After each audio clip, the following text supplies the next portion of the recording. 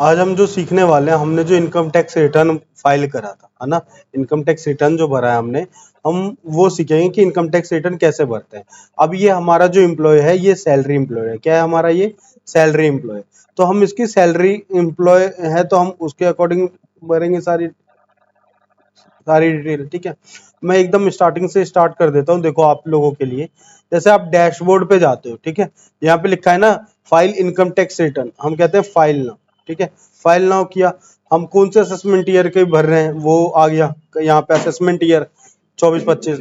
कौन से मोड से भरना चाह रहे हैं? ऑनलाइन मोड से। हम यहाँ करेंगे कंटिन्यू। ठीक है, उसके बाद क्या कर रहे हैं हम यहाँ पे? Start new filing. क्या करा हमने? Start new filing. ये हमारा है क्या? ये पर्सन है इंडिविजुअल। क्या है?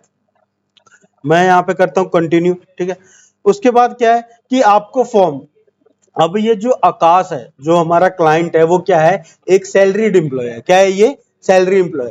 तो in case of salary employ कौन सी आईटीआर फॉर्म हमें भरना होता था? मैंने आपको क्लास के टाइम पे बताया, कौन सा फॉर्म होता था?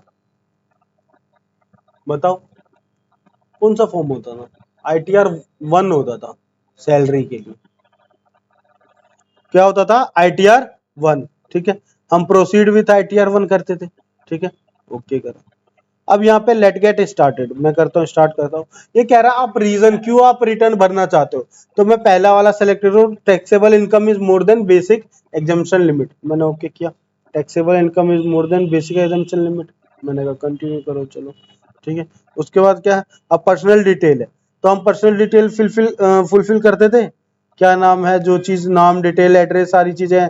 नेचर ऑफ एम्प्लॉयमेंट, इसमें अदर कर देते हम इसको। अब ये filed under section return filed on और before due date, belated return after due date. ठीक है, हम ये वाला भर रहे हैं क्योंकि ड्यू डेट कब थी? 31 जुलाई। 31 जुलाई को ड्यू डेट थी। ये तो ड्यू डेट पार हो चुकी है ना? तो ड्यू डेट तो पार हो चुकी है इनकम टैक्स रिटर्न की, तो 31 जुलाई तो है नहीं, 31 जुलाई है नहीं, 31 जुलाई पार हो चुकी है। तो हम बिलेटेड रिटर्न भर रहे हैं। क्या भर रहे हैं? Belated return. हम क्या भर रहे हैं? बिलेटेड रिटर्न भर रहे हैं। ठीक है, तो आप देखो क्या करना है हमने बिलेट। अब नीचे क्या लिखा है? File in response of notice. अगर कोई नोटिस आया इनकम टैक्स डिपार्टमेंट के थ्रू, क्या है? नोटिस आया है इनकम टैक्स डिपार्टमेंट के थ्रू, तो हम उसके थ्रू अगर भरना चाह रहे हैं तो हम इसमें से कोई भी ऑप्शन सेलेक्ट कर सकते हैं। लेकिन नहीं, हम तो उसके थ्रू नहीं भर रहे, हम खुद से भर रहे हैं। तो अब नीचे जाते हैं हम, यहाँ पे देखो ये बैंक डिटेल है, हमें at least 1 bank detail add on करना होता है। अगर आप एक बैंक डिटेल ऐड ऑन करते हो तभी आप रिटर्न भर सकते हो, तभी आप रिटर्न भर सकते हो, क्योंकि उसमें क्या होता है, जो भी टीडीएस कटा होता है उसका रिफंड किस में आता है? उस वाले बैंक अकाउंट में आता है। तो हम ऐड करते हैं, इसी को कहते हैं बैंक वैलिडेट करना। क्या कहते हैं इसको? बैंक वैलिडेट करना। ठीक है, मैं ऐड अकाउंट कर रहा हूं, ऐड अकाउंट करके कंटिन्यू। ठीक है, हम बेसिक डिटेल वो सारे बैंक की उनके डाल देंगे, जो भी बेसिक डिटेल है, मतलब बैंक का अकाउंट नंबर हो गया, फिर अकाउंट टाइप क्या है, ये सारी चीजें हम डाल देंगे। ठीक है, जो भी बेसिक डिटेल है हम इनकी डाल देते हैं। जैसे बैंक अकाउंट डिटेल है, हम अकाउंट नंबर डाल देते हैं। तो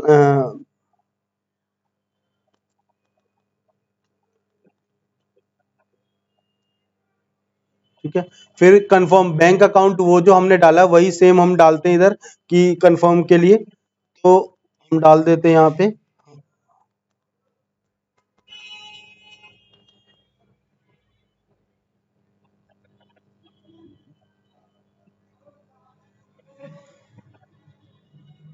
ठीक है, मैं जैसे डालता हूँ देखो क्या लिखा है? Successful bank account number confirm, bank account number is same, दोनों सेम है। तो हमने कहा ठीक है। अब ये अकाउंट टाइप कौन सा है? सेविंग बैंक अकाउंट है। ठीक है, ये होल्डर प्राइमरी है, ज्वाइंट है? ज्वाइंट क्या होता है, प्राइमरी क्या होता है, आपको पता है? ज्वाइंट क्या होता है? जैसे कि आप किसी के साथ अटैच अकाउंट होता है, जैसे मम्मी पापा का होता है, कितने बार ज्वाइंट अकाउंट्स होते हैं। ठीक है, और क्या होता है कभी कभार, और प्राइमरी क्या होता है? जिसमें हम ही करता धरता हम ही होते हैं सब कुछ के। ठीक है, अब जैसे आईएफसी कोड में डाल देता हूं इनका। आईएफसी कोड क्या है?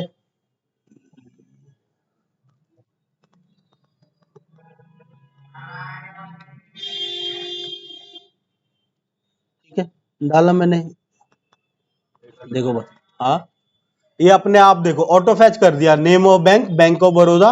कहाँ का ब्रांच है? मुखर्जी नगर का है। आप इस बैंक अकाउंट को नॉमिनेट करना चाहते हो एज अ रिफंड? मैंने कहा यस। ये डिटेल है, मैं इसको वैलिडेट करता हूं।